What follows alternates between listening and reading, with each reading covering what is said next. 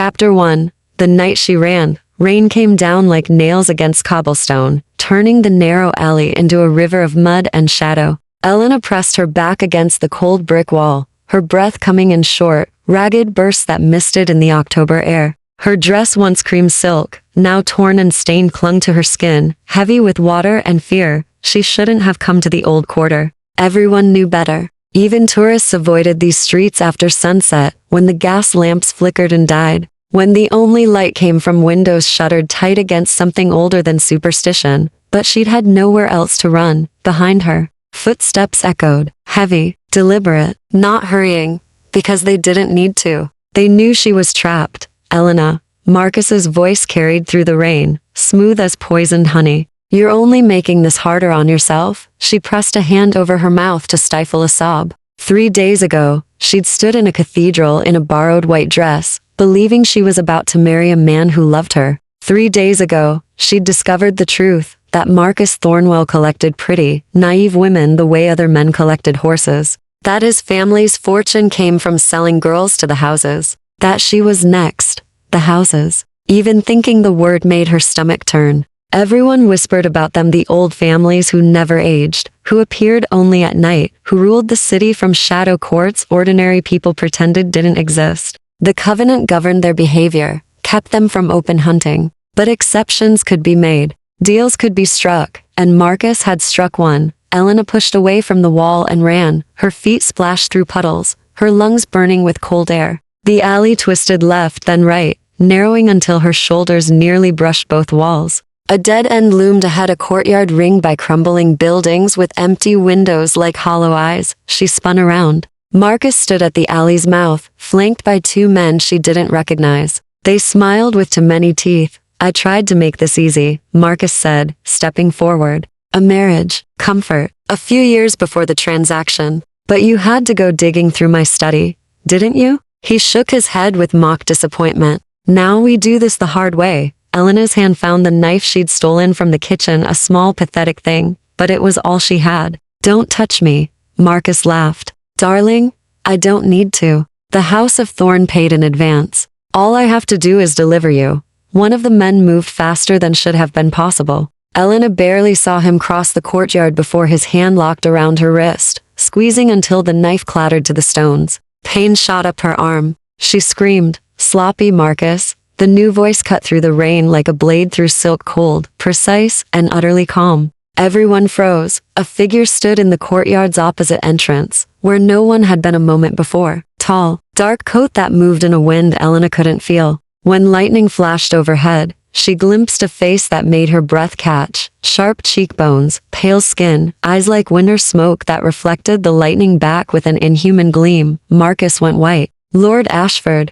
The vampire, because that's what he was. Elena knew it with the same certainty she knew her own heartbeat. Tilted his head slightly. You're outside Thorn territory. And unless I'm mistaken, this woman hasn't given consent. She's contracted, she's terrified. Lord Ashford's tone didn't change, but the temperature dropped 10 degrees, which suggests the contract wasn't properly witnessed. The covenant is quite clear about informed consent, Marcus. Perhaps you need a reminder. The man holding Elena released her so quickly she stumbled. Marcus raised both hands. My lord, there's been a misunderstanding. The House of Thorn and I have an arrangement, then take it up with House Thorn. I'm sure they'll be fascinated to learn you've been forging documents. Lord Ashford moved forward 3 steps. And somehow that was enough to make all 3 men back away. Leave, now, before I decide you've violated covenant law, and handle this myself. They ran. Elena stood frozen, rain streaming down her face, alone in the courtyard with a creature that shouldn't exist. Every instinct screamed at her to run, but her legs wouldn't obey. She'd traded one predator for another. Lord Ashford studied her with those impossible eyes. You're injured. She looked down. Blood mixed with rainwater on her wrist where the man had grabbed her, dark against her pale skin. Her voice came out broken. I don't have anywhere to go. It was the truth. She'd fled her apartment, her friends, everyone she knew might be connected to Marcus. She had no money, no family, nothing but the ruined dress and the fear singing in her veins. The vampire was silent for a long moment. Then he shrugged out of his coat and held it toward her. You're hypothermic. Put this on. Elena stared at the offered garment. Why? Because if you die of exposure in my territory, I'll have to file paperwork. His expression didn't change. I despise paperwork. Despite everything, the fear, the exhaustion, the impossibility of the night, Elena almost laughed. It came out as something between a sob and a hiccup. She took the coat with shaking hands. It was impossibly warm, lined with silk that smelled like cedar and something else. Something that made her think of old libraries and older promises. Come, Lord Ashford said, turning toward the shadows. There's a safe house nearby. You'll stay there tonight. And then what? Elena whispered. He glanced back over his shoulder, and for just a moment, something almost human flickered across his face. Something that looked like recognition, as if he saw himself in her, hunted, desperate, caught between worlds. Then we figure out, he said quietly, how to keep you alive. Chapter 2.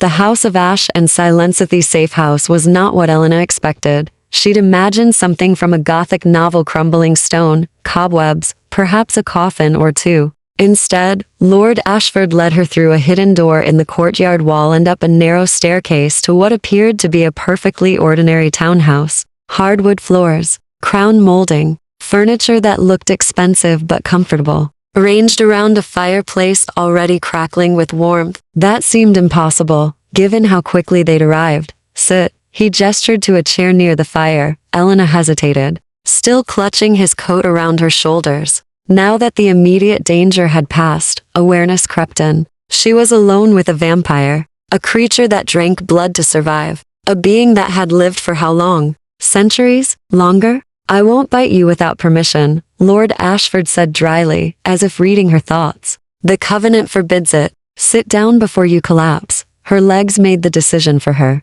Elena sank into the chair, and warmth from the fire immediately began thawing her frozen limbs. It hurt 1,000 needles pricking her skin as sensation returned. Lord Ashford disappeared through a doorway and returned moments later with towels, a glass of water, and a first aid kit that looked surprisingly modern. He set them on the table beside her, then moved to stand by the window, keeping distance between them. Your wrist, he said, not looking at her. Elena glanced down. The cuts weren't deep, but they were still bleeding sluggishly. She reached for the kit with numb fingers, but her hands shook too badly to open it, a soft sound, almost a sigh. Then Lord Ashford was kneeling beside her chair, the first aid kit open in his pale hands. May I? The question surprised her. You're asking permission? Always. He met her eyes, and she saw they weren't actually gray, but a very pale blue, like winter ice. The covenant was written in blood 400 years ago, after the Culling Wars nearly destroyed both our species.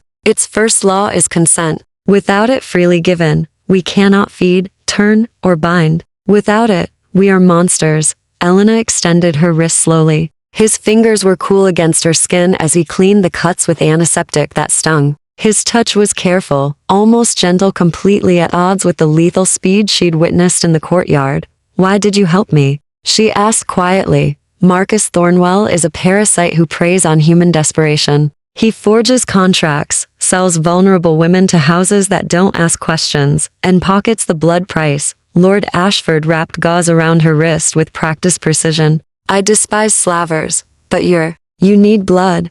I need blood the way you need food. It doesn't mean I hunt children or steal from the unwilling. He secured the bandage and sat back on his heels. Most of us have donors, humans who consent to regular feeding in exchange for payment, protection, or other considerations. It's civilized. It's safe. It's chosen. Elena absorbed this. It made a terrible kind of sense. And the houses? Vampire society is organized into great houses, each controlling territory within the city. House Ashford, my house, holds the old quarter and the financial district. House Thorn controls the docks and trade routes. House Raven has the universities and hospitals. He stood, moving back to the window. We maintain the covenant. We police our own. Most humans never know we exist. But Marcus knew. Marcus is a broker. There are always humans willing to trade in others' lives for profit. Bitterness edged his voice. And there are always younger vampires willing to pay for convenience rather than cultivate proper donor relationships. Elena dried her hair with one of the towels, studying him in the firelight. He stood perfectly still, no fidgeting, no shifting weight, no unconscious movements. It was deeply unsettling, like watching a statue that might suddenly remember how to move. What do I call you? She asked. Lord Ashford seems formal for someone who just saved my life. Something almost like amusement crossed his face. Ashford is the house name. I'm Lucian. He paused. And you're Elena Marsh, former art conservator, orphaned at 17. You were supposed to marry Marcus Thornwell 3 days ago. Cold fear trickled down her spine. How do you know that? I know everything that happens in my territory. It's how I've survived 6 centuries. He turned from the window to face her fully. I knew Marcus was planning something. I didn't know what until I heard you scream. 6 centuries. The number was incomprehensible. Elena tried to imagine living through that much time: the Napoleonic Wars, the Renaissance, the Black Death, all of human history compressed into one immortal life. I'm not going to hurt you, Lucian said softly, watching her face. But I need to understand what you know. Marcus mentioned documents. What did you find? Elena's hand went instinctively to the bodice of her ruined dress, where she'd sewn a folded paper into the lining. Contracts. At least a dozen. All young women, all signed over to House Thorne. Some dated back 5 years. She swallowed hard. The last page was my name. And a notation. Delivered by October 31st or payment forfeit. 3 days from now. Lucian's jaw tightened. Which means Marcus will be desperate. House Thorne doesn't tolerate breach of contract. What will they do to him? Nothing pleasant. He crossed the room to a cabinet, withdrawing a bottle of amber liquid into glasses. He poured, then offered her one. Drink. You're still in shock. The whiskey burned going down, but it steadied something inside her. Elena cradled the glass in both hands. What happens to me now? Lucian was quiet for a long moment, staring into his own untouched drink. When he finally spoke, his voice was careful. You can't go back to your life. Marcus knows you have the documents. House Thorne will want them destroyed and you silenced. Your human authorities can't protect you from this, so I'm trapped. You're sheltering. There's a difference. He set down his glass. You'll stay here while I negotiate with House Thorne. If they didn't authorize Marcus's scheme, they'll want him dealt with more than you. If they did, his expression went cold. Then this becomes a covenant violation, and I'll bring it before the night court. Elena didn't know what a night court was, but the way he said it suggested something powerful and dangerous. And if that doesn't work? Lucian looked at her then, really looked, and she saw something ancient and weary in his eyes. Something that understood what it meant to be hunted. Then I'll keep you safe anyway, he said quietly. Because no one deserves to be bought and sold like property. Not in my city. Not while I still have the power to prevent it. Outside, the rain continued to fall, and somewhere in the darkness, Elena knew Marcus was plotting. But here, in this warm room with a vampire who spoke of consent and civilization, she felt something she hadn't felt in days. She felt, impossibly, safe. Chapter 3. The habits of immortal Selena woke to silence so complete it felt like a presence in the room. For a moment, she couldn't remember where she was. Then it came back in a rush: the rain, the courtyard, Lucian's impossible speed and cold hands bandagging her wrist. She sat up quickly, heart hammering, and found herself in a bedroom she didn't remember entering. The last thing she recalled was sitting by the fire. The whiskey warm in her stomach, Lucian explaining the difference between great houses and lesser bloodlines. She must have fallen asleep. He must have carried her here. The thought should have terrified her. Instead, she felt oddly calm. The room was elegant in an understated way: cream walls, heavy curtains drawn against windows she couldn't see, a wardrobe of dark wood, and a 4-poster bed with linens that smelled like lavender. On the bedside table sat a glass of water, 2 aspirin, and a note in precise, old-fashioned handwriting. You're safe. I'm downstairs. Come down when you're ready. Lilina checked her phone out of habit, but it was dead. No way to know what time it was, though the quality of silence suggested late morning or early afternoon. She found a bathroom attached to the bedroom, marble and brass, startlingly modern, and showered until her skin turned pink and the last of the cold finally left her bones. In the wardrobe, she found women's clothing in approximately her size. Simple things: jeans, sweaters, undergarments still in packages. As if Lucian kept a supply on hand for emergencies. She tried not to think about why that might be necessary. Dressed in borrowed clothes, wrists freshly bandaged, Elena made her way downstairs. The townhouse was larger than it had seemed last night. She passed a library lined floor to ceiling with books, a music room with a grand piano, a dining room with a table that could seat 12. Everything was immaculate, dust-free, but somehow empty. Like a stage set waiting for actors who never arrived, she found Lucian in what appeared to be a study. He sat at a massive desk, writing in a leather-bound journal with a fountain pen, looking exactly as he had last night. Same dark shirt, same pale skin, same preternatural stillness. He didn't look up when she entered, but she knew he'd heard her. "There's coffee in the kitchen," he said without pausing his writing. "And food in the refrigerator. Help yourself."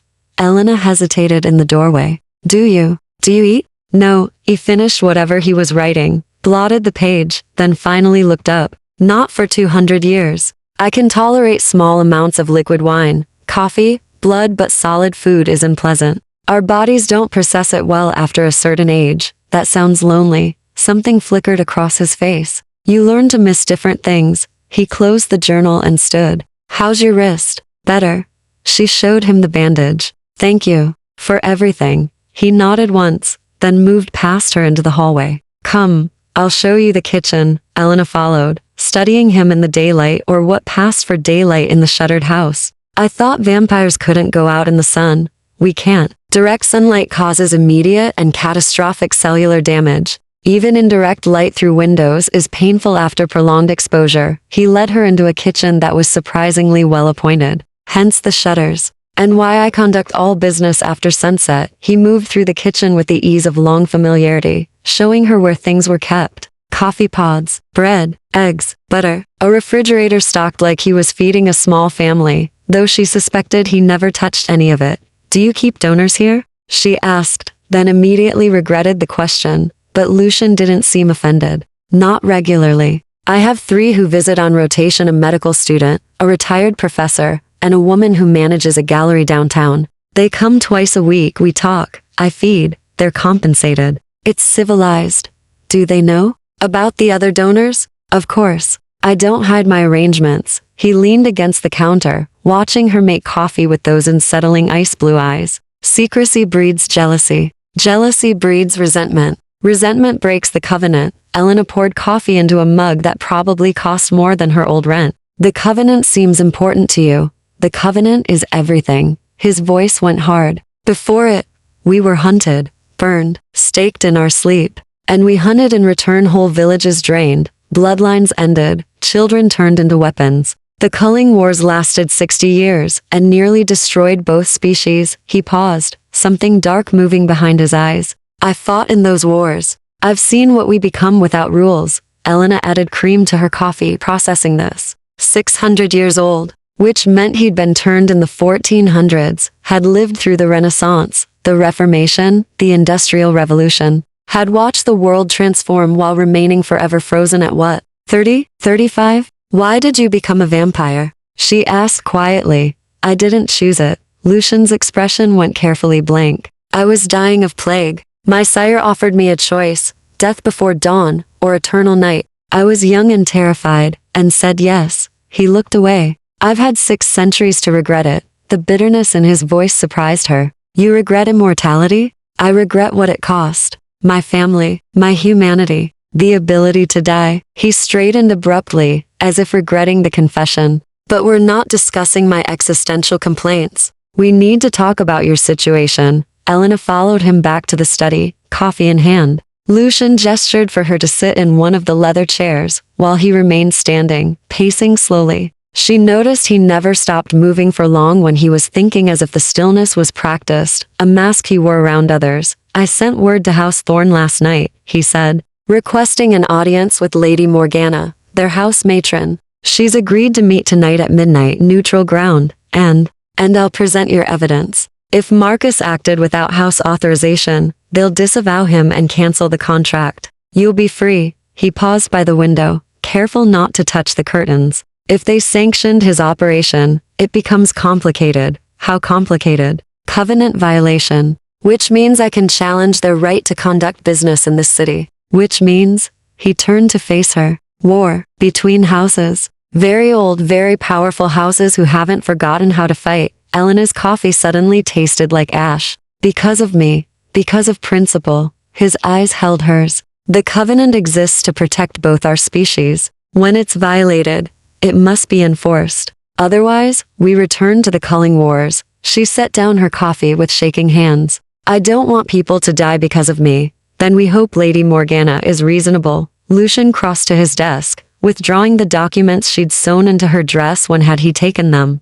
These give us leverage. Physical proof of trafficking. Even if House Thorne approved, they'll want this buried quietly. What do you want me to do? Stay here. Don't leave the house. Don't answer the door. He met her eyes. And don't invite anyone in, ever. That's crucial. Why? Because vampires cannot enter a dwelling without invitation. It's not lore, it's biological. Something about thresholds and consent. He moved closer, his expression serious. If someone comes to the door claiming to be me, make them prove it before you invite them in. Fear prickled down Elena's spine. You think they'll come for me? I think Marcus is desperate, and desperate men do stupid things. Lucian handed her a cell phone new, charged. My number is programmed in. If anything happens, call immediately. Elena took the phone, their fingers brushing briefly. His skin was cold, but not unpleasant, like marble warmed by winter sun. Tonight, he said quietly. We'll know tonight.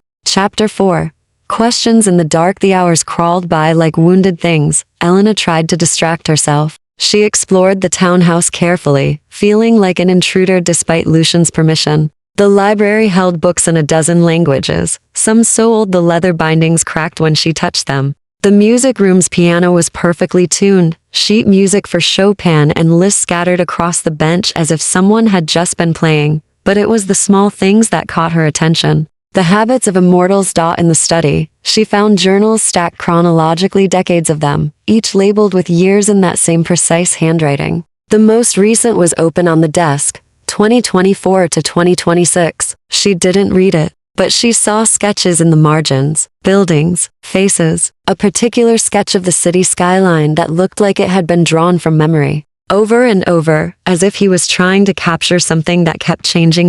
In the kitchen, she noticed the coffee pods were all the same flavor, dark roast, no variations. The refrigerator held the same exact items in the same exact positions, as if restocked from a list that never changed. Creature of habit, she thought. Or maybe when you had centuries, routine became a lifeline against the weight of endless time. She found herself back in the library as afternoon shadows deepened into evening. Elena pulled a book at random. Wuthering Heights, first edition, inscription on the inside cover in faded ink, to Lucian, who understands monsters. E.B.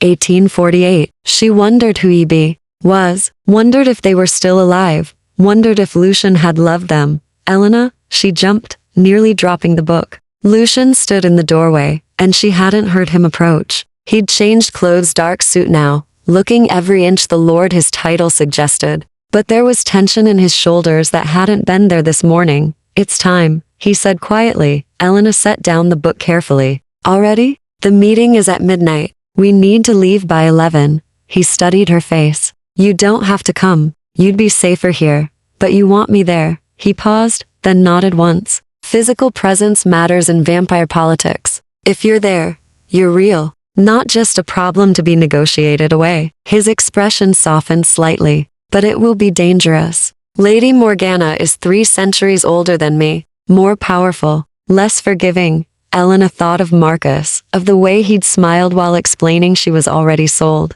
of the dozen other names in those documents, girls who might not have escaped. I'm coming, she said. Something like respect flickered in Lucian's eyes. Then we need to discuss rules. Vampire Court has protocols. Break them, and even I can't protect you. He led her back to the study and poured 2 glasses of wine, rich red that looked too much like blood in the lamplight. Elena took hers with steady hands, determined not to show fear. First rule, Lucian began, settling into his chair with inhuman grace. Never look a vampire directly in the eyes unless they give you permission. Eye contact is challenge. Challenge is invitation to dominance games that usually end in blood. How will I know when I have permission? They'll tell you. Usually by saying your name while making eye contact themselves. He sipped his wine, one of the few liquids he could tolerate. Second rule.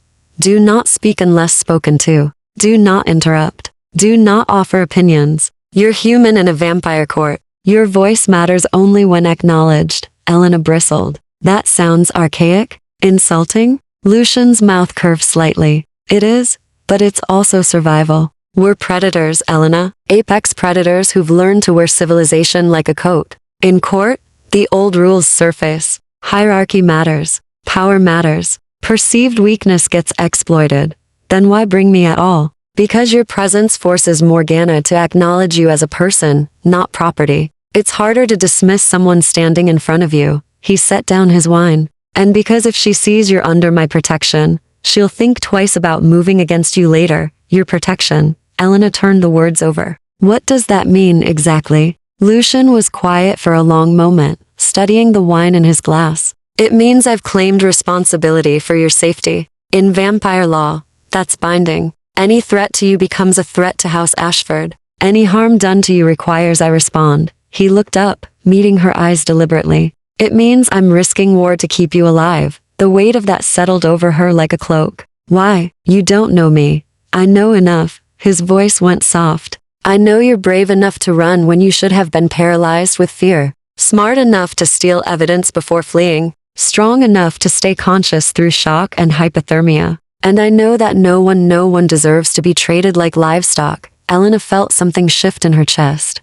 This ancient creature, this predator who'd seen empires rise and fall, was looking at her like she mattered. Like her life had value beyond what someone might pay for it. Third rule, Lucian continued, breaking the moment. Stay close to me. Don't let anyone touch you. Don't accept food or drink from anyone else. And absolutely do not let anyone smell your blood. Smell my blood? Your wrist is bandaged, but the scent carries. Fresh human blood is. He paused, choosing words carefully. Intoxicating. Especially to older vampires who've grown bored with donor blood. Keep the bandage covered. Don't let them catch the scent. Elena pulled her sleeve down instinctively. What happens if they do? I'll handle it. His eyes went cold. But it won't be pleasant for anyone involved. She believed him. There was something in the way he said it casual, certain, like discussing the weather that suggested Lucian Ashford was far more dangerous than his careful politeness implied. Any questions? He asked.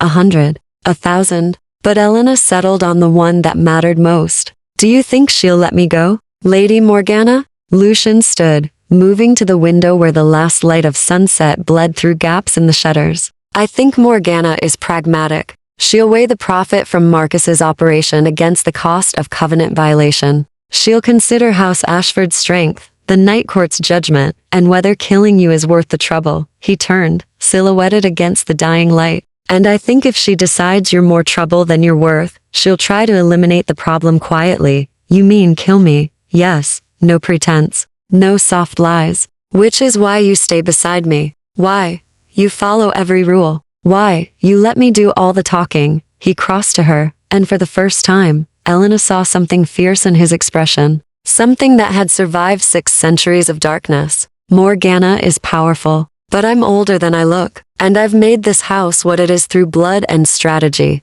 She won't move against you lightly. Elena finished her wine, set down the glass, and stood. She was terrified, but she was also tired of running, tired of being prey. Tired of men mortal and immortal treating her like something to be bought and sold. Then let's go meet her, she said. Lucian's smile was brief but genuine. Good. The car's waiting. As they moved toward the door, Elena realized with sudden clarity that she trusted this vampire more than she'd trusted any human in years. It should have frightened her. Instead, it felt like the first honest thing she'd felt since Marcus had smiled and slipped a ring on her finger 3 days ago. The night was waiting. And so was Lady Morgana. Chapter 5. The Court of Thorns car was a black sedan with windows tinted so dark Elena couldn't see out. Lucian drove in silence through streets she didn't recognize. The city transformed into something unfamiliar after sunset. She glimpsed crowds outside bars and restaurants, ordinary people living ordinary lives, completely unaware of the shadow world operating alongside their own. Nervous? Lucian asked without looking at her. Terrified, Elena admitted. Good. Fear keeps you cautious. He turned down a narrow street that seemed to lead nowhere. Just remember, stay close, stay quiet, and let me handle Morgana. They pulled up to what looked like an abandoned warehouse in the industrial district. Rust stained the metal walls, windows were shattered or boarded over, and graffiti covered every available surface. Elena would have walked past it without a second glance. Lucian came around to open her door, a gesture so old-fashioned it seemed absurd. But when she stepped out, she understood. Two vampires flanked the warehouse entrance guards, clearly, though they wore no uniforms. They watched her with the focused intensity of predators sizing up prey. Lucian's hand settled at the small of her back, a clear claim of protection. His touch was cool, even through her sweater. "She's with me," he said calmly. The guards didn't respond, but they shifted aside. One of them, a woman with copper hair and eyes like molten gold, smiled, showing to many teeth. "Lady Morgana is waiting, Lord Ashford. She's eager to meet your guest." "I'm sure she is," Lucian murmured, guiding Elena forward. Inside, the warehouse was transformed. What should have been empty space and decay was instead an opulent hall that looked like it belonged in a European palace. Marble floors, crystal chandeliers burning with real candles, tapestries depicting scenes Elena didn't want to examine too closely, hunts and battles and things that might have been human once. Vampires lined the walls, dozens of them, all perfectly still, all watching with eyes that reflected candlelight like cats in the dark. Elena felt their attention like physical weight, pressing against her skin. She kept her gaze down, remembering Lucian's warnings. At the far end of the hall, a dais held a throne of twisted metal that resembled thorny vines. And on that throne sat Lady Morgana. She was beautiful in the way winter was beautiful, sharp and cold and utterly merciless. White blonde hair fell to her waist in a straight cascade. Her dress was deep crimson, the color of arterial blood, and her skin was so pale it seemed to glow. When she smiled, Elena saw fangs not hidden or subtle, but prominent, a clear reminder of what she was, Lucian Ashford. Morgana's voice was like honey poured over glass. "How kind of you to grace us with your presence. And you've brought a gift." Elena felt Lucian stiffen beside her. His hand at her back pressed slightly, a warning to stay calm. "Lady Morgana." Lucian's voice remained neutral, giving nothing away. "I've brought Elena Marsh, who has information relevant to House Thorne's interests." "Oh, I know who she is." Morgana rose from her throne with fluid grace, descending the dais steps. She moved like silk and smoke, each step deliberate. "The girl who was promised to us. The girl who ran." Her golden eyes fixed on Elena, and it took everything Elena had not to look up, not to meet that gaze. "The girl who stole from dear Marcus Thornwell," Lucian said evenly, "has been trafficking human women in violation of covenant law. Elena has evidence of at least 12 contracts, all forged without proper consent protocols. Trafficking." Morgana stopped 3 paces away, close enough that Elena could smell her perfume roses and something metallic underneath. "Such an ugly word, Lucian. We prefer to call it expedited donor acquisition. The covenant doesn't care what you call it." Lucian withdrew the documents from his jacket, holding them up. "These contracts lack witness consent. They lack cooling off periods. Several list minors as subjects. This is slavery, Morgana, not donation." A ripple went through the assembled vampires. Elena heard whispers, hisses, the rustle of clothing as bodies shifted. Apparently, even among predators, there were lines that shouldn't be crossed. Morgana's smile never wavered. "May I see?" Lucian handed over the papers. Elena watched Morgana's eyes scan the documents, her expression unchanging. But something flickered in those golden depths. Calculation, perhaps, or annoyance. "How industrious of Marcus," Morgana said finally, her voice light. "And how inconvenient for me. These contracts, you understand, were never authorized by House Thorne. Marcus acted independently, seeking to curry favor through initiative." She looked up at Lucian. "Misguided initiative." Relief flooded through Elena so suddenly her knees almost buckled. Lucian's hand steadied her, his fingers curling slightly against her back. "Then you'll disavow his actions?" Lucian pressed. "Of course." Morgana handed back the documents with delicate fingers. "House Thorne has no interest in covenant violations. Marcus Thornwell will be corrected. The contracts will be dissolved. The other women will be located and released from any obligations." It was too easy. Elena felt it in the way Lucian's body tensed, the way the other vampires shifted and whispered. Something wasn't right. "And Elena?" Lucian asked quietly. Morgana's smile widened. "Elena is, of course, free to go. No harm will come to her from House Thorne." She paused, tilting her head like a bird examining a particularly interesting insect. "However," there it was. "The trap, however," Morgana continued, circling slowly. "She has seen much, learned much. She knows our names, our territories, the inner workings of vampire contracts. She possesses knowledge that could be problematic if shared with the wrong humans. Elena won't speak of this, Lucian said. I'm sure she won't intend to. Morgana stopped behind Elena, and it took every ounce of willpower not to turn around, not to track the predator at her back. But humans are fragile creatures. They break. They talk. They write memoirs and make documentaries and expose secrets best left in shadow. Elena felt breath against her neck, not warm, because vampires didn't breathe, but the movement of air that suggested Morgana was leaning close, smelling her. She smells of fear, Morgana whispered, loud enough for the hall to hear. And something else. Something sweet. A pause. Is that attraction, little human? Do you find our Lucian compelling? Lucian moved with that impossible speed, placing himself between Elena and Morgana in a heartbeat. Enough. The temperature dropped 20 degrees. Elena could see her breath suddenly, white mist in the candlelit hall. Morgana laughed, a sound like breaking glass. Protective. Aren't we? How very unlike you, Lucian. You've always been so careful to avoid entanglements. She met his eyes, a clear challenge. One might think you've grown attached to your little stray. One might think, Lucian said coldly, that you're attempting to violate guest protection in your own hall. Shall I report that to the night court? The other vampires hissed actual hisses, like snakes in the darkness. Morgana's smile faltered for just a moment. Of course not, she said smoothly, stepping back. Elena Marsh is free to go, with House Thorne's blessing and apology for Marcus's transgression. Her eyes glittered. Though I do hope she understands discretion. She does, Lucian said. Good. Morgana returned to her throne, settling into it like a cat claiming territory. Then we're finished here. Do give my regards to House Ashford, Lucian. It's been too long since we had dealings. It was a dismissal. Lucian bowed slightly, minimal respect, nothing more, and guided Elena toward the exit. She walked on trembling legs, feeling dozens of eyes tracking her movement, hearing whispers that followed in their wake. They reached the car. Lucian opened the door, and Elena practically fell into the seat. He drove in silence for 5 blocks before pulling into an alley and cutting the engine. Then he turned to her, and she saw fury in his ice-blue eyes. She knows, he said quietly. Morgana authorized those contracts. Every single one. And now she's pinned it all on Marcus to avoid covenant violation charges. Elena's voice shook. But I'm free. She said you're free. What she meant is that House Thorne won't move against you openly. Lucian's hands gripped the steering wheel until she heard the leather creak. But Marcus is still out there. And Morgana just gave him permission to clean up his loose end quietly. Me, Elena whispered. You. Lucian met her eyes. Which means you're not safe. Not yet. Not until we deal with Marcus permanently. Outside, the city lights blurred in Elena's vision. She'd thought it was over. She'd thought she was free. But in vampire politics, apparently, nothing was ever simple. And freedom always came with a price.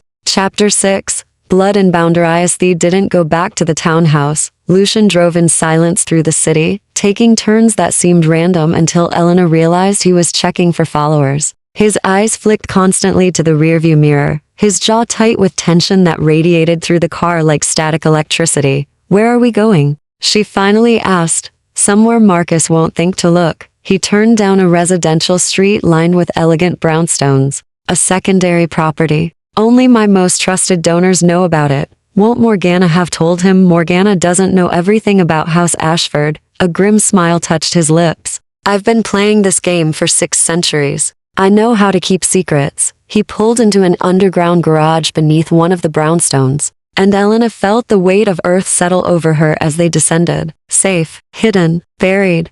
The apartment above was smaller than the townhouse, but no less elegant. Lucian moved through it with practiced efficiency, checking windows, drawing curtains, ensuring every entrance was secure. Elena stood in the living room, feeling useless and exhausted, adrenaline finally draining away and leaving her hollow. Sit, Lucian said, gesturing to a sofa. Before you collapse. She sat. He disappeared into the kitchen and returned with water and what looked like a sandwich. Where did he keep getting food? Setting them on the coffee table with careful precision. Eat, he commanded. You haven't had anything since this morning. Elena stared at the sandwich. Her stomach churned. I'm not hungry. Eat anyway. Shock and hunger make humans do stupid things. He settled into a chair across from her, watching with those unsettling ice blue eyes. I need you thinking clearly. Clearly. A laugh bubbled up, edged with hysteria. I just stood in a room full of vampires while their queen implied she wants me dead. How exactly am I supposed to think clearly? By eating, by resting, by trusting me to keep you alive. His voice softened slightly. I know this is terrifying. I know your world has been ripped apart, but panic helps no one. Elena picked up the sandwich with shaking hands, took a bite. It tasted like cardboard, but she forced herself to swallow. Lucian was right, she needed strength for whatever came next. They sat in silence for several minutes. Elena mechanically eating while Lucian watched with the patient stillness of a predator who'd learned to wait. Finally, she set down the half-eaten sandwich and met his eyes. What happens now? She asked. Now we adapt. Marcus knows Morgana cut him loose. That makes him desperate and dangerous. Lucian leaned forward, elbows on his knees. He'll come for you to silence you, to salvage something from this disaster. We need to make you difficult to kill. How? Options. He counted on pale fingers. 1. I could turn you, make you vampire, equal footing with any threat. Elena's heart stuttered. No, I didn't think so. Most humans with any sense refuse. No judgment in his voice, just acceptance. 2. I could bind you to House Ashford formally, make you a protected donor under covenant law. That carries weight, but it also makes you a permanent target for anyone wanting to strike at my house. What's 3? 3 is we kill Marcus first. Lucian's expression went cold. Remove the immediate threat, then negotiate broader protection with the Night Court. Risky but effective. Elena thought of Marcus's smile, his smooth lies, the way he'd grabbed her in the rain. The thought of him dead should have horrified her. Instead, she felt nothing but grim satisfaction. How would we find him? She asked. He'll find us. Men like Marcus always do. Lucian stood, pacing to the window. But we need leverage. Something that makes him vulnerable. The other women. In the contracts. He turned, interest sharpening his features. Explain. Elena's mind raced, pieces clicking together. Marcus has been selling women for 5 years. That's money, connections, patterns. If we find the other women, the ones who survived, we have witnesses. Proof of systematic trafficking. Even if Morgana disavowed him, the Night Court would have to act on that scale of violation. The Night Court would execute him, Lucian said slowly, publicly, as a warning to other humans who might prey on vampire-human relations. He smiled, and it wasn't kind. I like how you think, but we'd need to find them. And they'd need to testify. Leave that to me. He pulled out his phone, typing rapidly. I have contacts. Investigators who specialize in this kind of work. Give me 24 hours, and I'll have locations for every woman on those contracts. Elena felt something ease in her chest. Action, purpose, not just running and hiding, but fighting back. What do I do? She asked. You stay here. You rest. You recover? Lucian pocketed his phone and crossed back to her. And you let me protect you. I don't want to be protected. I want to help. You are helping. By staying alive, you're forcing Marcus to make mistakes. He crouched in front of her, bringing their eyes level. Elena, you've been running on adrenaline for 3 days. You're exhausted, traumatized, and barely holding together. I need you functional, not heroic. She wanted to argue, but looking at his face, ancient and weary and somehow still caring, she recognized truth. She was exhausted. Her hands still trembled. Her wrists throbbed where the cuts were healing. How long do I have to hide? She whispered.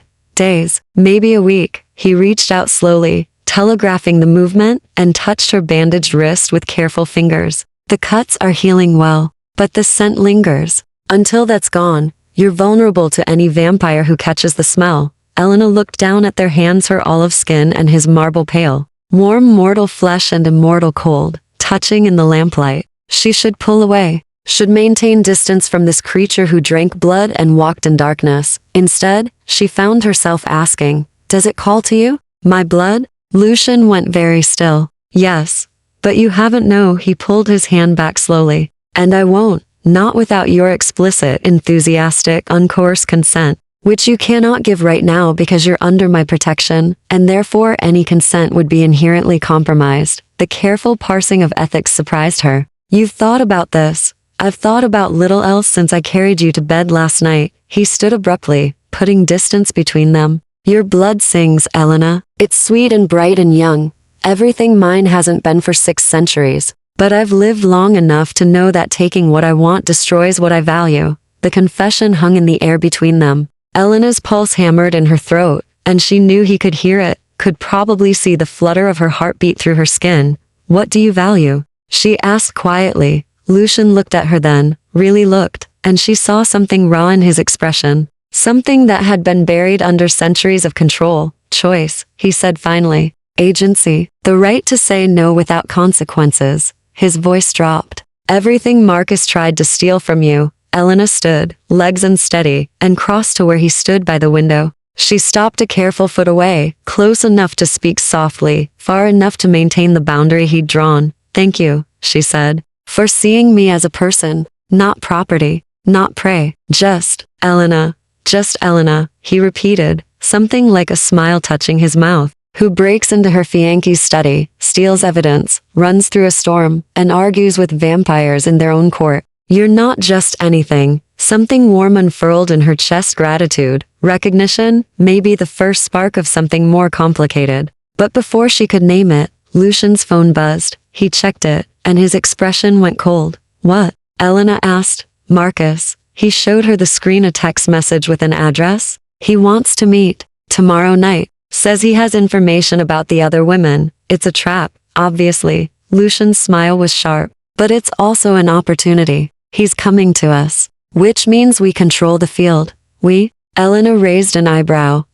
Lucian corrected. You'll be staying here under guard. Like hell I will. They stared at each other. And Elena saw the moment he recognized her stubbornness. Saw him calculate whether arguing was worth the effort. We'll discuss it tomorrow, he said finally. After you've slept. It wasn't agreement. But it wasn't refusal either. Outside, the city hummed with life, mortal and immortal, predator and prey, all dancing the same ancient dance. And somewhere in that darkness, Marcus Thornwell was planning his next move, but so were they. Chapter 7. The taste of trust. Elena woke to the sound of rain against windows and the smell of coffee. For a moment, she forgot where she was. Then memory flooded back, the meeting with Morgana, the drive through dark streets, Lucian's confession about her blood. She sat up in the unfamiliar bed, finding herself once again in borrowed pajamas she didn't remember putting on. The clock on the nightstand read 2:47 p.m. She'd slept through most of the day. Elena found Lucian in the living room, seated at a laptop with papers spread across the coffee table. He looked exactly as he had last night, same clothes, same posture, no signs of fatigue. She supposed sleep was optional when you were immortal. Coffee's in the kitchen, he said, without looking up. Fresh pot. She poured herself a cup and returned to find him studying what looked like surveillance photos. Women's faces, addresses, notes in that precise handwriting. The other women from Marcus's contracts, Elena said, sitting on the sofa. 10 of them. 2 are dead, 1 suicide. 1 car accident that seems suspicious. The other 8 are alive and scattered across 3 states. He glanced up, and she saw darkness in his eyes. Marcus has been busy. Elena's stomach turned. Can we reach them? I've already started. My investigator contacted 3 this morning. They're willing to testify if we guarantee protection. He closed the laptop. Which brings us to tonight, the meeting with Marcus. Yes, Lucian leaned back in his chair. I've chosen the location, an abandoned church in neutral territory. Consecrated ground. It weakens vampires slightly, gives you advantage if things go wrong. So I am coming. Against my better judgment. Yes, he met her eyes. You were right. Marcus knows you. He might slip up, reveal something to you. He wouldn't to me. And if we want the other women to trust us, having you there helps. Elena felt a small surge of victory, quickly tempered by fear. What's the plan? Marcus thinks he's meeting me alone to negotiate. Instead, he'll find both of us, along with 2 of my most trusted people. Lucian stood, moving to the window. Rain streaked the glass, turning the world outside into watercolor gray. We get him talking. Record everything. If he admits to trafficking, we have enough for the night court to act. And if he doesn't talk, then we make him. Something cold entered Lucian's voice. I have 6 centuries of experience in persuasion. Marcus will break. Elena should have been disturbed by that. Instead, she felt only grim satisfaction. Marcus had tried to sell her like livestock, had sold others. Whatever happened to him tonight, he'd earned it. When do we leave? She asked. Sunset. Which gives us 3 hours. Lucian turned from the window. Enough time to teach you some basic vampire combat, in case everything goes sideways, Elena blinked. Combat? You can't kill a vampire easily, but you can slow one down. Stakes through the heart don't actually work to much mythology. But silver burns us. Decapitation works. Fire works. He pulled a knife from his jacket short blade, silvered edge. And if you know where to cut, you can buy yourself time to run. For the next 2 hours, Lucian taught Elena how to survive an attack by something that shouldn't exist. He showed her pressure points, vulnerable spots, how to use silver effectively. He moved with her through defensive positions, his hands cool and careful on her arms as he adjusted her stance. Vampires are fast, he said, demonstrating speed that made her dizzy. But we're overconfident. We expect humans to freeze. If you move unexpectedly, you create openings. Show me. He lunged not full speed, she knew, but fast enough to make her gasp. Elena remembered the training, sidestepped, and drove the practice knife toward where he'd shown her. Lucian caught her wrist easily, but he was smiling. Better. Again, they practiced until Elena's muscles burned and her shirt clung to her back with sweat. Lucian never tired, never even breathed hard. Just patient repetition, careful correction, ancient skill passing to mortal hands. Finally, he called a halt. Enough. You won't win a fight, but you might survive one. He handed her a towel. Go shower. Dress in dark clothes. We leave in an hour. Elena headed for the bathroom, then paused. Lucian? He looked up from cleaning the practice weapons. Thank you, she said quietly, for not treating me like I'm helpless. Something soft crossed his face. You're the furthest thing from helpless I've seen in decades. He returned to the weapons. Now go. We have a monster to trap. The abandoned church sat on the edge of the warehouse district, Gothic spires reaching into the storm-dark sky. Lucian parked 2 blocks away, and they approached on foot through rain that had turned from drizzle to downpour. 2 vampires waited at the church entrance, a man and woman, both looking early 30s, but with eyes that suggested centuries. They nodded to Lucian with clear respect. Marcus arrived 10 minutes ago, the woman said. Her voice held a faint accent Elena couldn't place. He brought 2 humans with him, armed. Lucian's expression didn't change. Positions? North and south entrances. We've blocked the windows. The male vampire studied Elena with curiosity, but no hostility. The mortal is brave to come. The mortal has a name, Elena said quietly. It's Elena. The vampire's eyebrows rose. Then he smiled, genuine, not threatening. Elena, then. I'm Thomas. That's Genevieve. We'll keep you safe. Lucian's hand settled briefly on Elena's shoulder. Stay between Thomas and me. If Marcus's people move, run for the south exit. Jen will cover you. Elena nodded, mouth dry. They entered the church. Inside, candlelight flickered from sconces that looked like they'd been burning for hours. The pews were rotted, the altar crumbling, but the space still held a sense of sanctity. Or maybe that was just the rain drumming on the roof, echoing like prayers. Marcus stood near the altar, flanked by 2 large men with guns. He'd cleaned up since the alley, expensive suit, styled hair, confident posture. But his eyes held the desperate gleam of a cornered animal. Lord Ashford, he said, voice steady. Thank you for meeting me, Marcus. Lucian's tone was flat. You said you had information about the women. I do. But first, we need to discuss terms. Marcus's eyes slid to Elena, and hatred flickered there. I see you brought the bitch who ruined everything. Lucian moved so fast, Elena barely saw it. One moment he was beside her. The next, he had Marcus by the throat, lifted off the ground, held against the stone wall with casual strength. You will, Lucian said softly, refer to her with respect, or I'll rip out your tongue and feed it to you. Marcus gasped, face purpling. Covenant can't. Covenant protects humans from vampires, not humans from other humans. Lucian's smile was terrible. And right now, I'm feeling very human in my anger. He dropped Marcus, who collapsed coughing. The 2 armed men raised their guns, but Thomas and Genevieve moved to flank them with inhuman speed. The message was clear, shoot and die. Elena stepped forward, heart hammering, but voice steady. Where are the other women, Marcus? He looked up at her, rubbing his throat. Safe, for now. But Morgana wants you dead, Elena. She told me herself. Said if I brought her proof of your death, she'd restore my standing with House Thorne. So this meeting was supposed to end with your corpse and my redemption. Marcus laughed bitterly. But I see Ashford planned better than I did. As always, Lucian crouched beside him. Tell us where the women are. Give us everything you know about Morgana's operation. Do that, and I'll petition the Night Court for clemency. Clemency? Marcus spat blood. You mean a quick death instead of a slow one. I mean survival. Witness protection. A new identity far from here. Lucian's voice held unexpected gentleness. You're a monster, Marcus. But you're a human monster. That still means something in Covenant law. For a long moment, Marcus stared at him. Then his shoulders slumped. All right, he whispered. I'll tell you everything. And as rain pounded the roof and candles guttered in the dark, Marcus Thornwell began to confess. Chapter 8.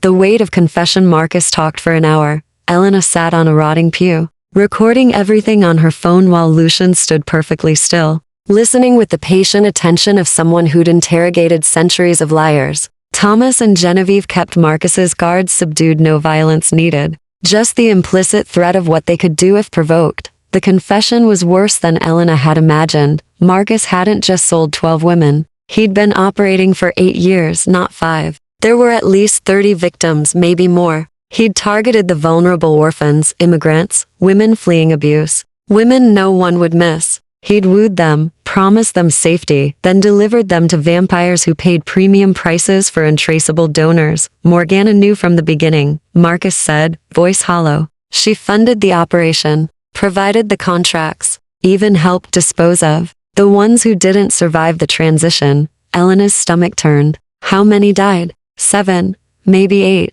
Marcus wouldn't meet her eyes. It's hard to keep track. Morgana said they were weak. That natural selection was part of the process. Lucian's expression remained carefully neutral, but Elena saw his hands curl into fists. Where are the surviving women now? Scattered. Morgana places them with lesser houses as rewards for loyalty. Some are in the city, some across the country. I have addresses. Marcus pulled a crumpled paper from his pocket. Everything's there. Names, locations, which houses own their contracts. Own. The word made Elena's skin crawl. Lucian took the paper, scanning it quickly. His jaw tightened. 3 of these women are with House Blackwell. They're notorious for abuse. I know. Marcus finally looked up, and Elena saw something that might have been regret in his eyes. I'm sorry. I know that doesn't mean anything, but I am. I told myself it was just business. That they were consenting adults. That the money would set me up for life. He laughed bitterly. Turns out blood money doesn't spend as well as I thought.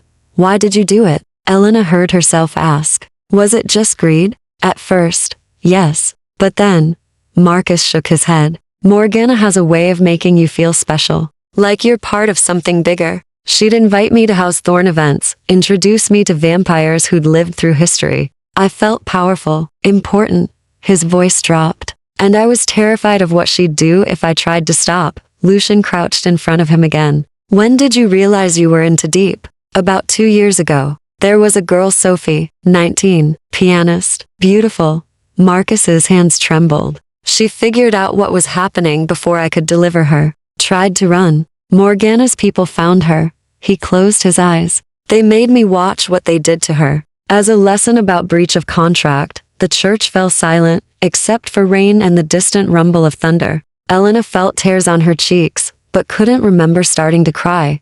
I wanted to stop after that, Marcus continued. But Morgana said I was too compromised. That if I didn't continue, she'd report me to the Night Court herself. At least if I cooperated, she'd protect me. Until I became inconvenient, Elena said quietly. Until you found the contracts, yes. Marcus finally met her gaze. I'm sorry, Elena. I actually liked you. You were smart, funny, real. I kept telling myself I'd find a way to save you. But I'm a coward. I always have been. Lucian stood, pulling out his phone. Thomas, take Marcus and his men to the safe house. Keep them secured until I contact the Night Court. He glanced at Marcus. You'll testify to everything you just told us. In exchange, I'll petition for witness protection and relocation. What about Morgana? Marcus asked. She'll kill me the moment she finds out. Morgana will have bigger problems. Lucian's smile was cold. House Ashford is about to bring formal charges of covenant violation before the Night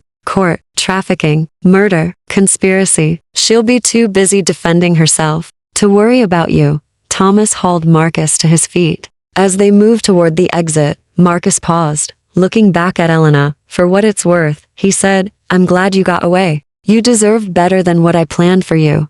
Elena said nothing. There was nothing to say. Marcus disappeared into the rain with Thomas and the guards, leaving her alone with Lucian and Genevieve. I'll sweep the perimeter, Genevieve said. Vanishing with that unnerving vampire speed, Elena and Lucian stood in the ruined church, rain hammering above them. The weight of Marcus's confession settling like ash. 30 women, Elena whispered. Maybe more. We'll find them. Lucian moved to stand beside her. Everyone. And we'll break their contracts. Can you do that? If they're owned by other houses, contracts obtained through fraud are void under covenant law. If we can prove Marcus and Morgana violated consent protocols, the Night Court will nullify every contract and punish the houses that accepted them. His voice hardened. It won't be easy. Some of those houses are powerful, but it's the right thing to do. Elena looked at him, this ancient creature who'd fought in wars she'd only read about, who'd lived through plague and revolution and the slow march of centuries. He could have ignored her problem,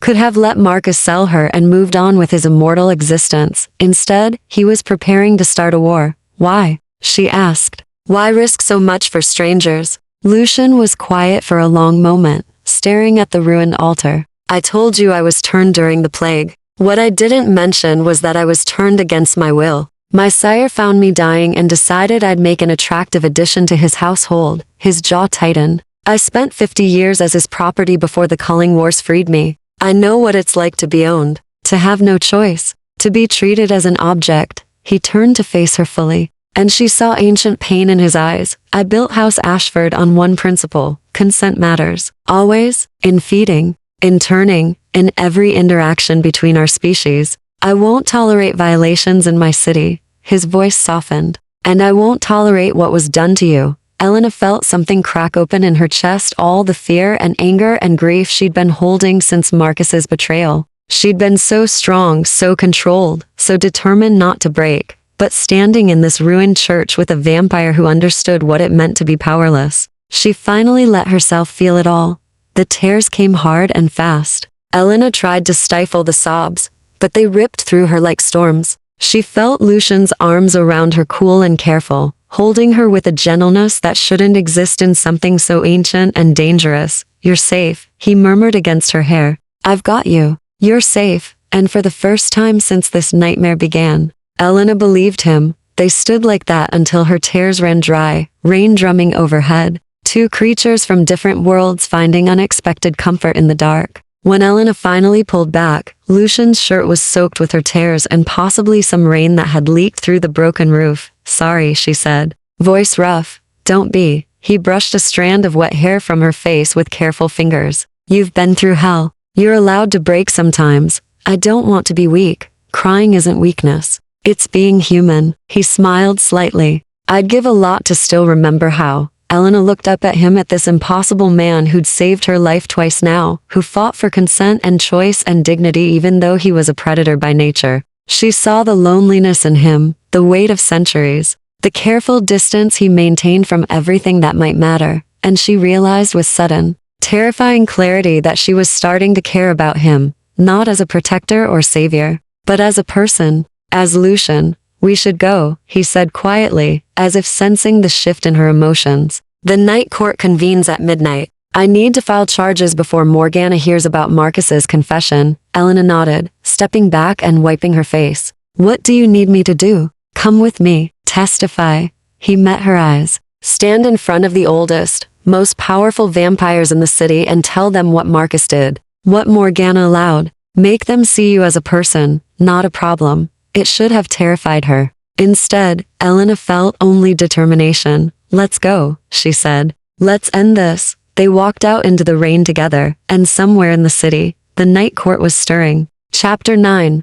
The night court convened in a place Elena never would have found on her own, beneath the city's oldest cemetery, through a mausoleum that served as entrance to tunnels carved from living rock, down stairs that spiraled deeper than should be possible. Lucian led her through the dark with sure steps, one hand at her back, while Genevieve followed behind like a silent shadow. The court has met here for 300 years, Lucian said quietly, since the covenant was signed. Neutral ground, sacred ground. Even Morgana can't break the rules here. What are the rules? Elena asked, her voice echoing off stone walls. No violence. No coercion. No feeding. Complete honesty under oath of blood. He glanced back at her. Lie to the court and they'll know. Vampire senses can detect deception, elevated heart rate, pheromone changes, micro-expressions. They'll see through any falsehood. Good thing I'm telling the truth then. His smile was brief but warm. Good thing. They emerged into a chamber that stole Elena's breath.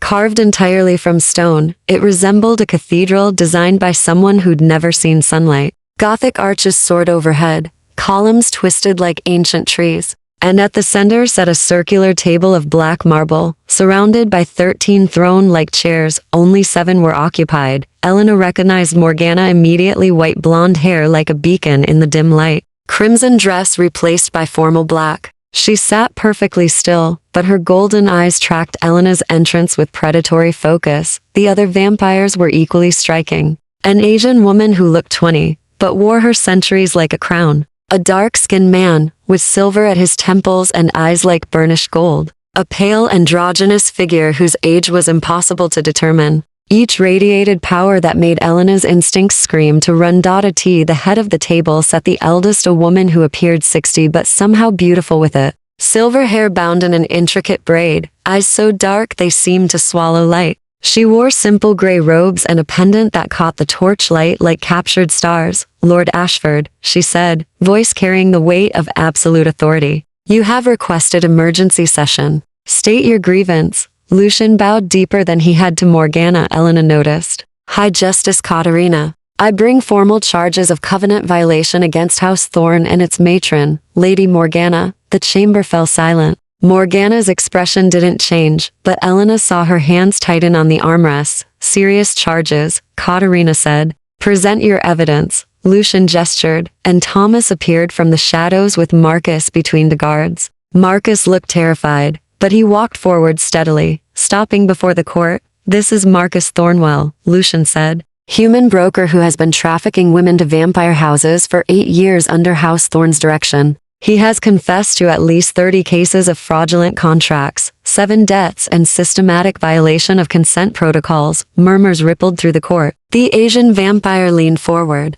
You have proof? Documentation, recordings of his confession, and testimony from surviving victims. Lucian looked at Elena, including this woman, Elena Marsh, whom Marcus attempted to deliver to House Thorn 4 days ago. Katarina's dark eyes fixed on Elena. Come forward, child. Elena's legs felt like water, but she forced herself to walk to the center of the circle, standing beside Lucian. 7 ancient vampires studied her with inhuman intensity. She kept her gaze down, remembering the rules about eye contact. Look at me, Katarina commanded gently. Elena raised her eyes. The High Justice's face was stern but not unkind, carved by time into something beyond simple beauty or age. Tell us what happened, Katarina said. Leave nothing out. We will know if you lie. So Elena told them everything. Her engagement to Marcus, finding the contracts, running through the rain, Lucian's intervention, the meeting with Morgana, Marcus's confession. Her voice shook at times, but she pushed through, making them see each woman as a person, not a statistic. When she finished, the chamber was silent. Lady Morgana, Katarina said finally, what is your response to these accusations? Morgana stood with fluid grace. High Justice, House Thorn categorically denies all charges. Marcus Thornwell acted without our knowledge or consent. We discovered his operation only when Lord Ashford brought it to our attention. We immediately disavowed his actions and offered full cooperation. Liar, Elena said. Every vampire turned to stare at her. Lucian's hand touched her arm in warning, but Elena stepped forward. Marcus has documentation. Emails from Morgana authorizing payments. Records of House Thorn providing the contract templates. Witness testimony from the women he sold, some of whom can identify Morgana herself at the handover meetings. Elena's voice strengthened. She didn't just know. She orchestrated everything. Morgana's composure cracked slightly. The word of a desperate human is given under oath of truth before the night court. Katarina interrupted coldly. As is yours. Morgana, do you maintain your denial? For the first time, Morgana hesitated. The dark-skinned man spoke, voice like distant thunder. We can compel testimony, blood oath, complete honesty, enforced by ancient magic. Are you willing to submit to that, Lady Morgana? Morgana's eyes darted around the chamber. High Justice, this is unnecessary. House Thorn has served the Covenant faithfully for centuries. We shouldn't be subjected to such indignity based on unverified yes or no, Katarina said. Will you submit to blood oath? Morgana went very still. Then, almost imperceptibly, she shook her head. The chamber erupted. Vampires rose from their chairs, voices raised in anger and disbelief. The pale androgynous figure actually hissed. Only Katarina remained seated, watching Morgana with eyes that held centuries of disappointment. Refusal to submit to blood oath is admission of guilt, Katarina said quietly. The chamber fell silent. Lady Morgana, you are hereby found in violation of Covenant law, specifically, trafficking of humans without consent, murder through negligence, conspiracy to commit fraud, and false testimony before this court. High Justice Morgana's voice had lost its honey smoothness. Please, the operation was profitable. The humans were destined for donation anyway. I was simply streamlining the process. You were treating sentient beings as commodities. Katarina stood, and the temperature dropped 20 degrees. You violated the core principle upon which the Covenant was built, consent. Without that, we are monsters. We are the reason humans hunted us for millennia. She raised one hand, and Elena felt power gather in the chamber like a storm about to break. House Thorn is stripped of all territories and holdings. Your bloodline is severed from the Covenant. You and any vampire who participated in this operation will be exiled from this city by dawn. Katarina's voice rang with absolute authority.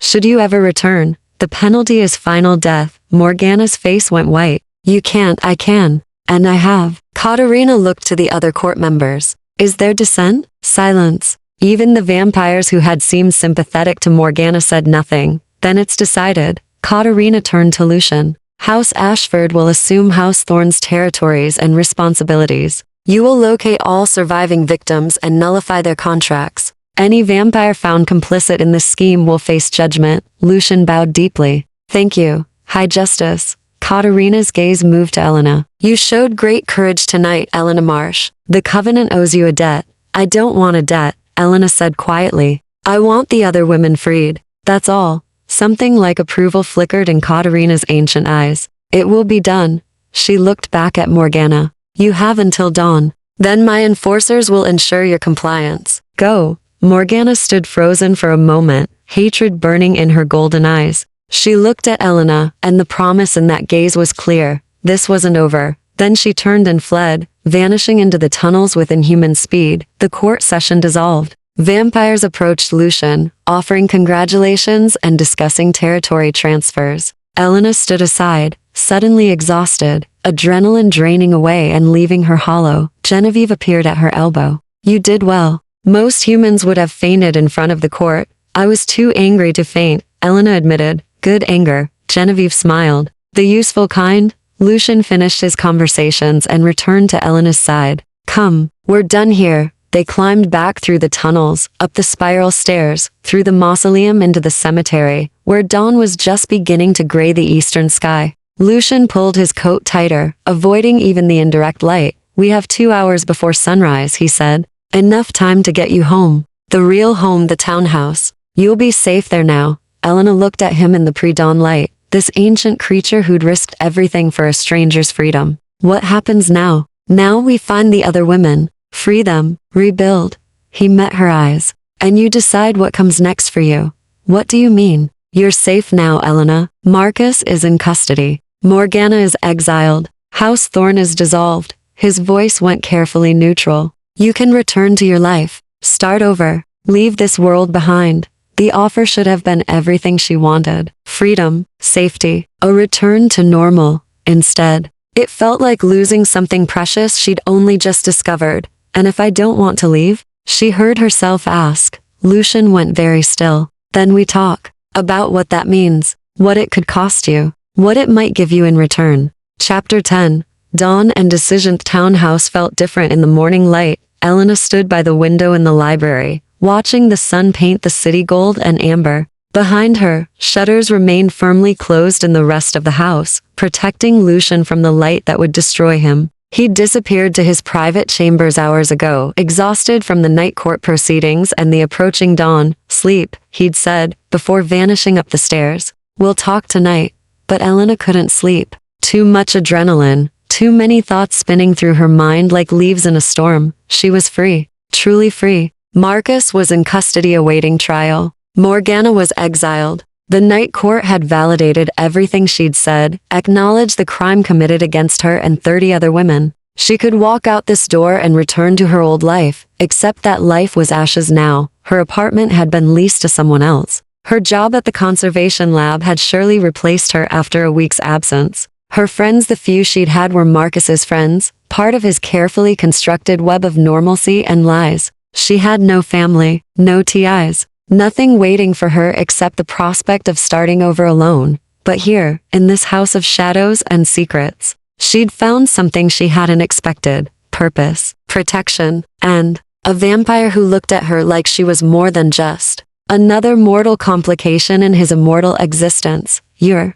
thinking too loud. Elena turned to find Genevieve leaning in the doorway, silver blonde hair catching the sunlight in a way that made her look almost angelic. The vampire wore casual clothes, jeans, and a sweater, looking nothing like the predator she'd been last night. I thought you'd be sleeping, Elena said. I'm only 2 centuries old. Dawn doesn't hit me as hard as it hits Lucian. Genevieve moved into the room, staying carefully away from the windows. Besides, someone should keep watch. Morgana has until sunset to leave the city, but that doesn't mean she won't try something stupid. Elena's hand went instinctively to her throat. You think she'd come here? No, even exiled. She's not suicidal. Attacking House Ashford's seat of power would give the court reason to execute her immediately. Genevieve settled into a chair. But I didn't become 200 years old by being careless. They sat in companionable silence for a moment. Then Genevieve spoke again, voice gentle. He cares about you, you know. Elena's heart stuttered.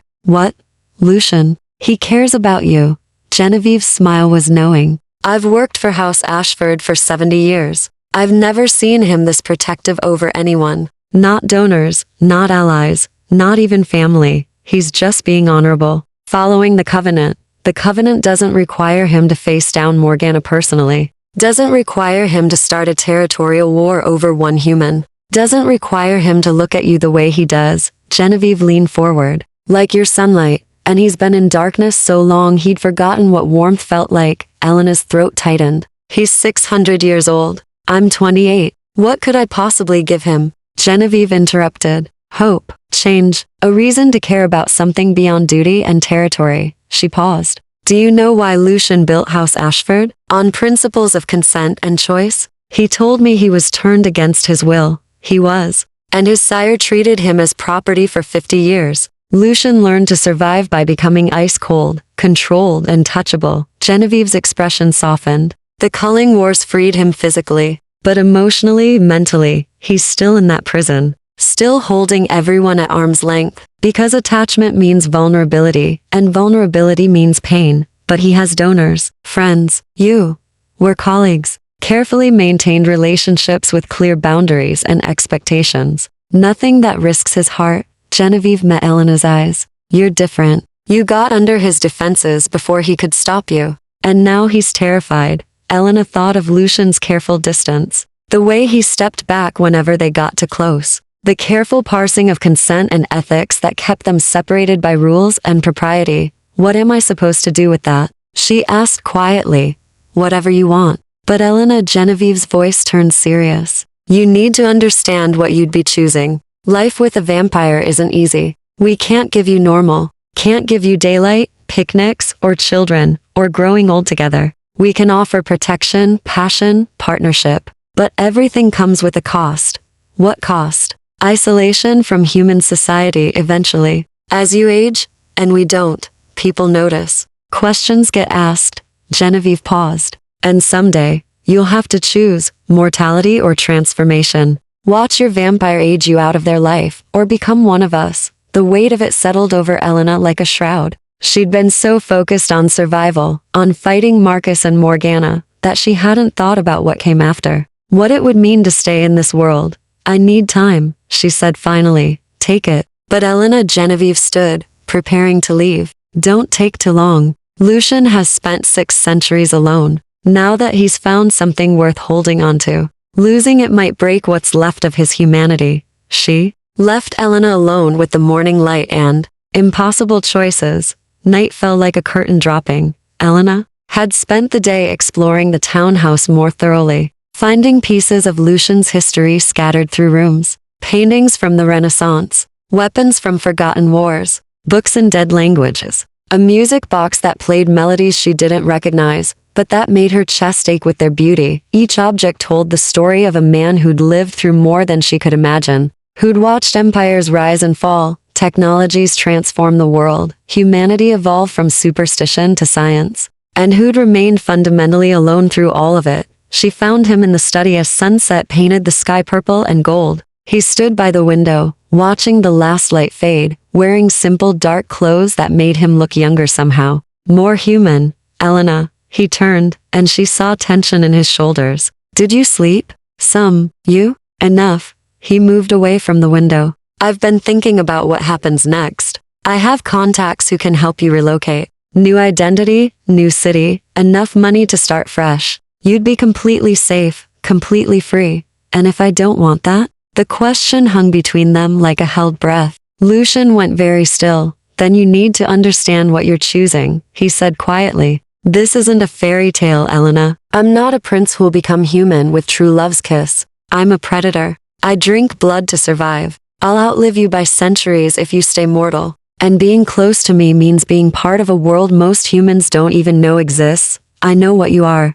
Do you? He crossed to her in 3 swift steps, moving with that inhuman speed. Do you know that sometimes I lie awake during the day thinking about the sound of your heartbeat? That your blood calls to me every moment we're in the same room? That I want to taste you so badly it's like starvation? His voice dropped. That I want more than your blood? That I want to know every thought in your head, every dream you've ever had, everything that makes you you? Elena's breath caught. Lucian, I'm falling in love with you, he said, voice raw. Which is the most dangerous thing I could do, because I'll want to keep you, protect you, possess you in ways that violate everything I believe about consent and freedom. And someday, when you're old and I'm still frozen at 35, I'll have to let you go, or ask you to give up your mortality. Either way, it ends in pain. Elena reached up, touching his face with trembling fingers. His skin was cool, smooth, impossibly perfect, like touching marble that had learned to feel.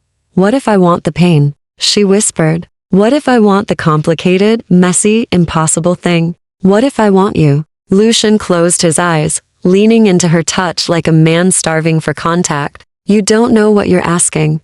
Then teach me. Show me your world. Let me decide if I'm strong enough for it. She made him look at her, ice blue eyes meeting hers with desperate intensity. I've been property my whole life, Lucian. Orphan ward of the state. Marcus's future wife. Something to be managed and controlled and sold. You're the first person, human or vampire, who's treated me like I have agency. Like my choices matter. They do matter. Then let me make this one. Elena took a breath. I want to stay. I want to help free the other women. I want to learn about your world, understand the covenant, maybe even meet your donors and see how this all works. She paused. And I want to explore whatever this is between us. Carefully, honestly, with full consent on both sides. Lucian stared at her for a long moment. Then slowly, he smiled, genuine and vulnerable and utterly human despite everything he was. You're sure? He asked.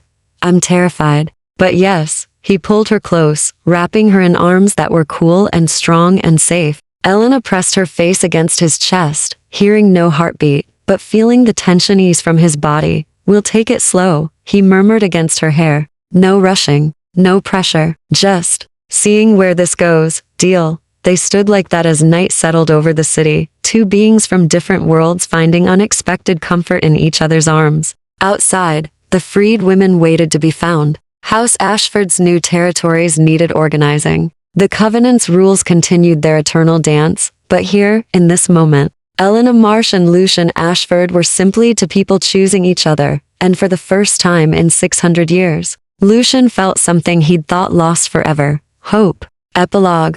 3 months later, the last of the women was freed. On a Tuesday, Elena stood in Lucian's study, watching him sign the final nullification papers. 32 women total, some grateful, some traumatized, all finally free. House Ashford had arranged therapy, housing, new identities for those who wanted them. Several had chosen to stay in the city as legitimate donors, their consent freely given and fairly compensated. Sophie's sister, the pianist Marcus had mentioned, was among them. She'd wanted to face Lucian, to see the vampire who'd avenged her sister's death. The meeting had been painful, but necessary. Closure, Lucian had called it, though Elena suspected he needed it more than the sister did. That's the last one, Lucian said, setting down his pen. It's done. Elena moved behind him, resting her hands on his shoulders. He leaned back into her touch, a casual intimacy that had developed over months of careful courtship. They'd kept their word. Taken it slow. Lucian had taught her about vampire society, introduced her to his donors, shown her the careful ethics that governed House Ashford. Elena had learned to navigate the shadow world, becoming an unofficial advocate for human rights within the Covenant, and somewhere along the way, friendship had deepened into something more. Genevieve invited us to the winter solstice celebration, Elena said. All the houses will be there. Are you ready for that? Full vampire court in all its glory? With you beside me? She leaned down, pressing a kiss to his temple. I think I can handle it. Lucian caught her hand, pulling her around to sit in his lap. You know, he said quietly, I never thanked you properly. For what? For choosing this. For choosing me. For making me believe that 6 centuries of loneliness wasn't the only way to survive immortality. His fingers traced patterns on her wrist, over the scars that had long since healed. You saved me, Elena, as much as I saved you. She kissed him, then slow and deep and full of promise. He responded with careful passion, always mindful of his strength, his nature, the monster that lived beneath the man. But Elena had learned that the monster and the man were inseparable. That Lucian's darkness made his light more precious. I love you, she whispered against his lips. I love you too. He pulled back slightly. I'm serious. Elena, I know we said we'd take our time, but I need to ask. Not yet. She pressed a finger to his lips. Ask me again in a year. Let me live fully human for a while longer. Experience this world on my terms before I make that choice. Relief and disappointment warred in his expression. You're sure? I'm sure. And when the time comes, if the time comes, I'll choose freely. Without pressure. Without fear. She smiled. The way it should be. The way it should be, he echoed. Outside, the city hummed with life, mortal and immortal, predator and prey, all coexisting in careful balance. The Covenant held. House Ashford thrived. And 2 souls who should never have met had found each other in the darkness. Some would say it was fate, others would call it choice. Elena knew it was both. She'd been afraid of the dark once. Afraid of monsters and shadows and things that lived forever. But the Vampire King had taken her hand and said, You're safe with me. And for the first time in her life, Elena Marsh believed she truly was.